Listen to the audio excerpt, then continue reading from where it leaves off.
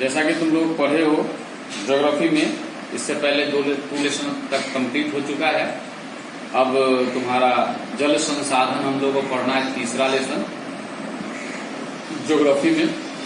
से पहले जानना है कि किसी भी लेसन को पढ़ने से पहले हमको क्या करना है, कुछ पेज अर्थात मिनिमम 3 पेज का रीडिंग कर लेना, ठीक है। और उसके बाद रीडिंग वीडियो देखना है, और फिर आपको उसको रीडिंग वीडियो देखने के बाद उस टाइम वीडियो को देखने के साथ साथ आपको क्या करना है, पेज जहां लिखा हुआ है उसको देखना भी है, और फिर से आपको एक बार रीडिंग कर लेना है। इससे क्या होगा कि तुम्हारा वह वीडियो का बात जो भी है वो तुम्हारे समझ में आ जाएगा, ठीक है। देखते हैं हम लोग जल संसाधन।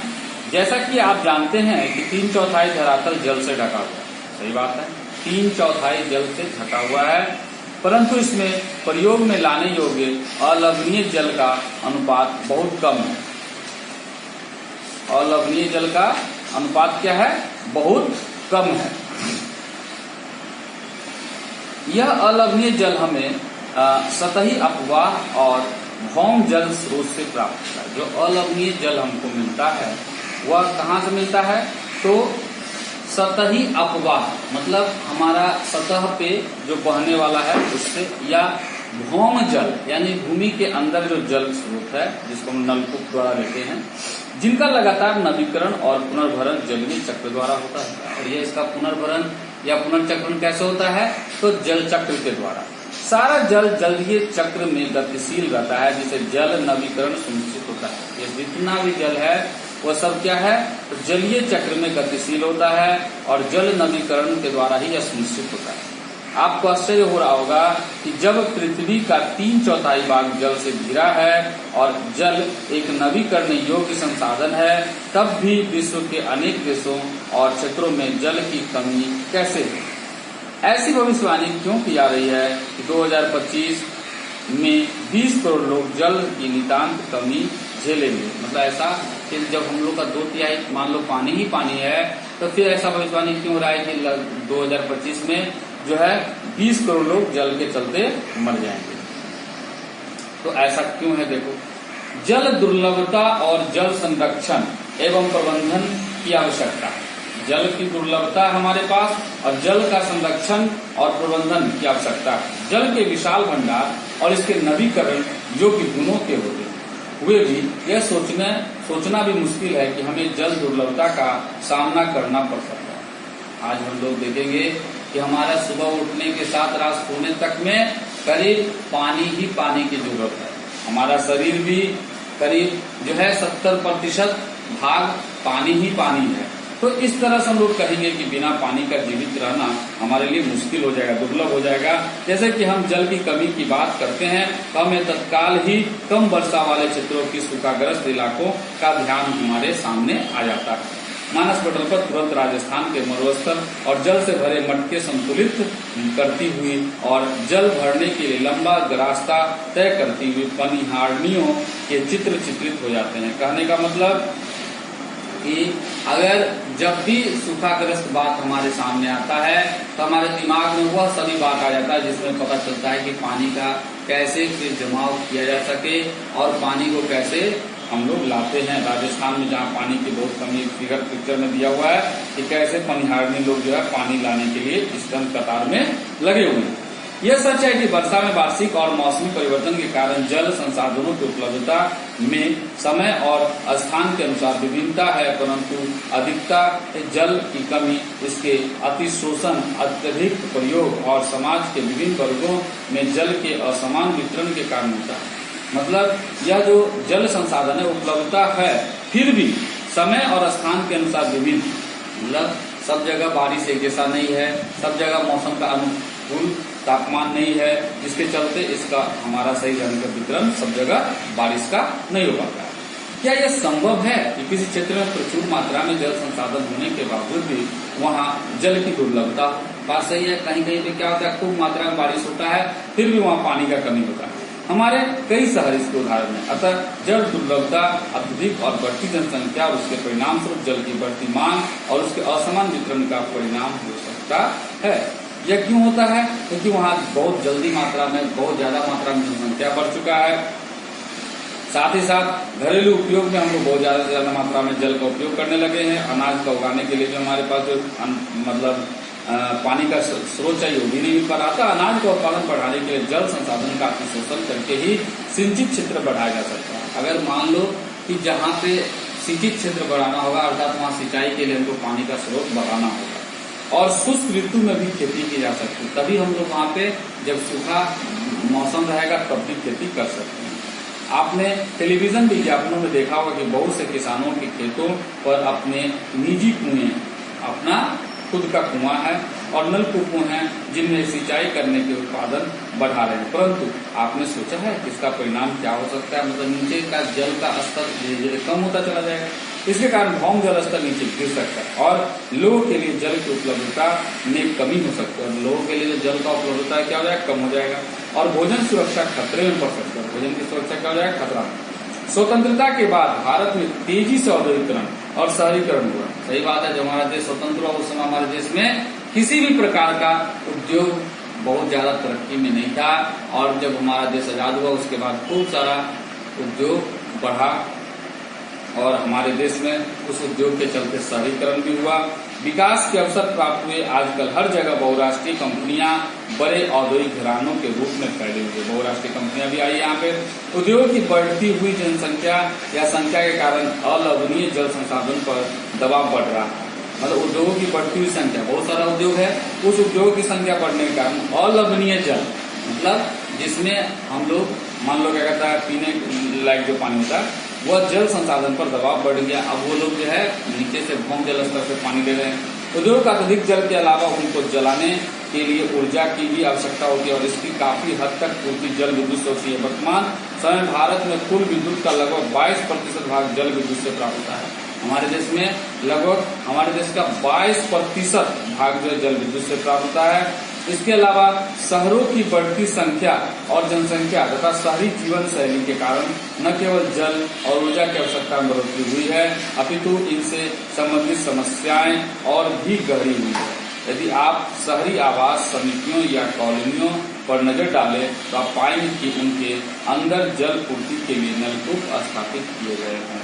मतलब कुछ जगह पे जो आवास हैं, कुछ समितियां हैं, कॉलोनी है, उन सब पर जगह पे क्या है नलकूप बनाए गए हैं। इसमें कोई आश्चर्य नहीं कि शहरों में जल संसाधन का अति शोषण हो रहा है और इनकी कमी होती जा रही है। मतलब जगह जगह पे नलकूप लगा के पानी दिया जा रहा है, लेकिन उनका जो है सही मात्रा में उपयोग नहीं होकर कुछ जगहों पे फिजूल खर्ची भी हो रहा है।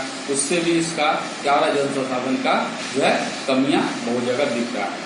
अब तक हमने जल दुर्लभता के मात्रात्मक पहलू की ही बात की।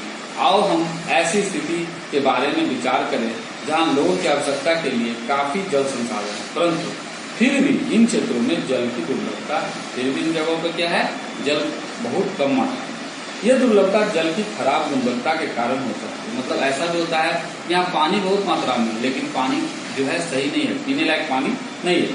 पिछले कुछ वर्षों में यह चिंता का विषय बनता रहा कि लोगों की आवश्यकता के लिए प्रचुर मात्रा में जल उपलब्ध होने के बावजूद यह घरेलू और अधिक अपशिष्टों, रसायनों, कीटनाशकों और कृषि में प्रयुक्त उर्वरकों द्वारा प्रदूषित और मानव उपयोग के लिए खतरनाक है। मतलब जहाँ पे हम देख रहे हैं कि यह हमारे लायक पानी नहीं है, वैसा क्यों हो रहा है? क्योंकि वहाँ पे खेतों में कीटनाशक उपयोग हो रहा है, कुछ वहाँ पर उद्योगों का जो जल जो निकलता है वर्ज्य पदार्थ वाला वो बाहर आया, उस जल में मिला, तो वो हमारे लिए उपयोगी नहीं रहा। इसी तरह कई गंदगियां भी आके उसमें मिलती है, तो यह सब धीरे धीरे हमारे लिए वो पीने वाला पानी क्या हो जाता है, खराब हो जाता है। आपने अनुभव कर लिया होगा कि समय की मांग है कि हम अपने जल संसाधन का संरक्षण और प्रबंधन करें, स्वयं को स्वास्थ्य संबंधी खतरों से बचाएं, खाद्यान्न सुरक्षा, अपनी आजीविका और उत्पादक क्रियाओं की निरंतरता को सुनिश्चित करें और हमारे प्राकृतिक परितंत्रों को निम्नीकृत होने से बचाएं। जल संसाधनों के अतिशोषण और कुप्रबंधन से इन संसाधनों का ह्रास हो सकता है और पारिस्थितिकी संकट की समस्या पैदा हो सकती है, जिसका हमारे जीवन पर गंभीर प्रभाव हो सकता है। मतलब इस तरह से हम लोगों को देखे गया कि अगर हम लोग जल का सही ढंग से संसाधन को संरक्षण नहीं कर सके तो सही ढंग से प्रबंधन नहीं कर सकते, सही ढंग से सुरक्षित नहीं रख सके, तो हमारे हर चीज पे इसका बहुत बुरा असर पड़ेगा।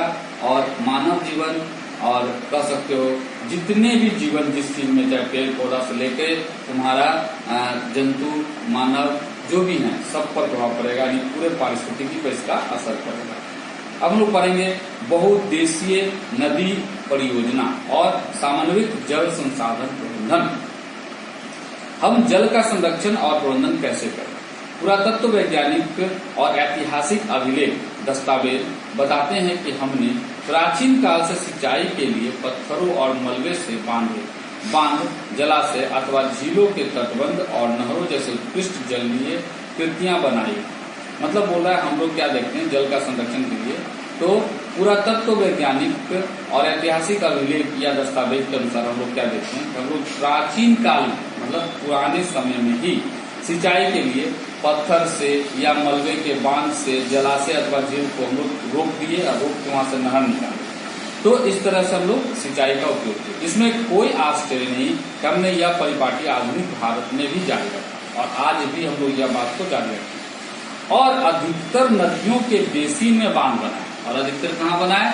नदियों का बेसिन, मतलब नदी में ही ऐसा बना जहाँ नदी है बड़ा उसमें। बांध क्या है और वे हमें जल संरक्षण प्रबंधन में कैसे सहायक? कोई जगह तुमको बांध के जो मान लो गंगा डैम बना, तो ऐसा संरक्षण का प्रबंधन कैसे सहायक है? परंपरागत बांध नदियों और वर्षा जल को इकट्ठा करके बांध में उसे खेतों की सिंचाई के लिए उपलब्ध करवाना। जो परंपरागत है मतलब इसको हम लोग नहीं बनाया, प्रकृति द्वारा बना हुआ है, वैसे बांध है ना, नदियों और वर्षों का जल का इकट्ठा करके और खेतों तक पहुंचाता है सिंचाई के लिए। आजकल बांध सिर्फ सिंचाई के लिए नहीं बनाए जाते हैं, अपितु उनका उद्देश्य विद्युत उत्पादन, घरेलू और औद्योगिक उपयोग, जल आपूर्ति, बाढ़ नियंत्रण, मनोरंजन, आंतरिक नौचालन, मछली पालन भी होता है। मतलब सिर्फ एक काम के लिए उस बांध को नहीं बनाया जाता है।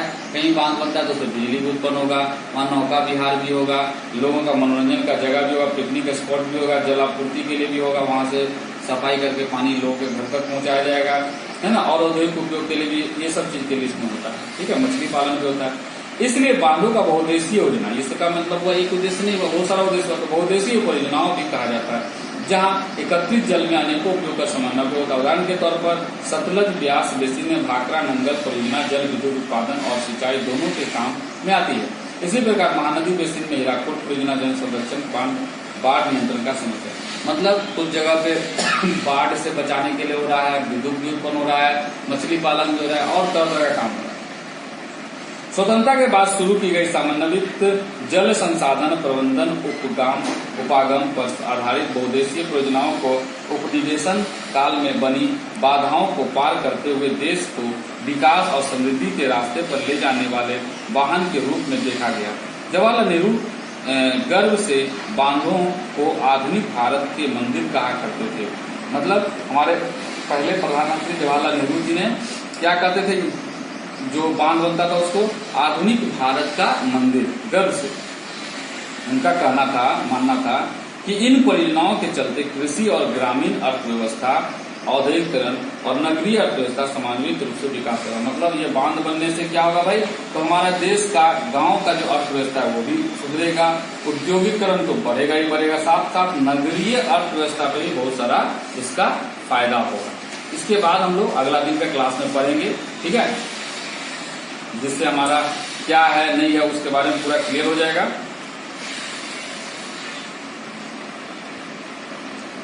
एक बात है, बीच बीच में देखोगे, जब आप रीडिंग करोगे तो देखोगे कि सर कुछ बात को छोड़ दिए बीच में, ये छोटा छोटा रहता है। वो क्या लिखा हुआ है, डिस्क्राइब किया है, कुछ बातों को डिस्क्राइब किया है, मतलब उसको आपको खुद पढ़ना है, उसको हमको समझाने की जरूरत नहीं है, आप एक बार पढ़ोगे समझ जाओगे।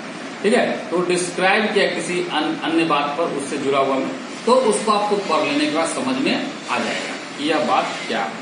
ओके, और जैसा कि हम रीडिंग सेक्शन के बारे में बताएं क्या करना है, पहले पढ़ना है, फिर से वीडियो देखना है और फिर रीडिंग करना है, और साथ ही साथ घर में माँ पिताजी को रिस्पेक्ट के साथ प्रत्येक दिन प्रणाम करना है। घर में और बुजुर्ग हैं, अगर दादा दादी हैं, नाना नानी हैं, या आपके घर में अभी कोई नाना नानी के घर में रह रहे हैं, कोई दादा दादी घर में अपने घर में रह रहे हैं, या आप चाचा चाची भी साथ में रहते हैं, तो उनको ही प्रणाम करना है। Okay, bye.